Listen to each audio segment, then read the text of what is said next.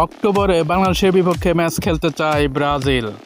দর্শক, একদিনের জন্য হলেও ঢাকার ফুটবল আকাশে যেন 5 বারের বিশ্ব চ্যাম্পিয়ন ব্রাজিলের ছায়া পড়েছে। গতকাল বিমানবন্দর থেকে সরাসরি জাতীয় স্টেডিয়ামে 5 সদস্যের প্রতিনিধি দলের আগমন।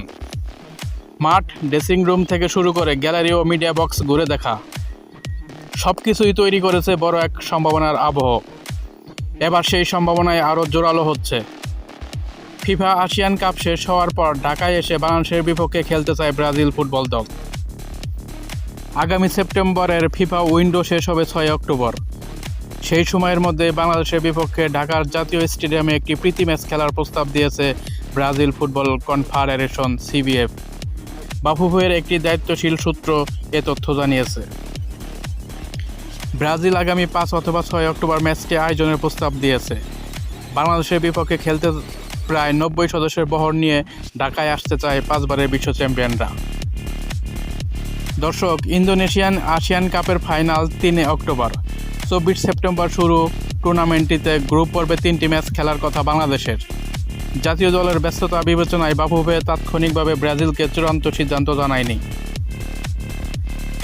ভারত সফরের প্রস্তুতির অংশ হিসাবে গতকাল ব্রাজিলের 5 সদস্যের প্রতিনিধি দল ঢাকায় আসে।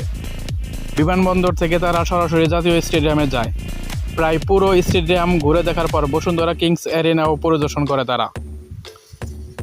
এরপর রাতের বাফুফে সভাপতি তাবিত আওয়ালের সঙ্গে সাক্ষাৎ করে। আগামী 3 অক্টোবর কলকাতায় ভারত জাতীয় দলের বিপক্ষে প্রীতি ম্যাচ খেলবে ব্রাজিল।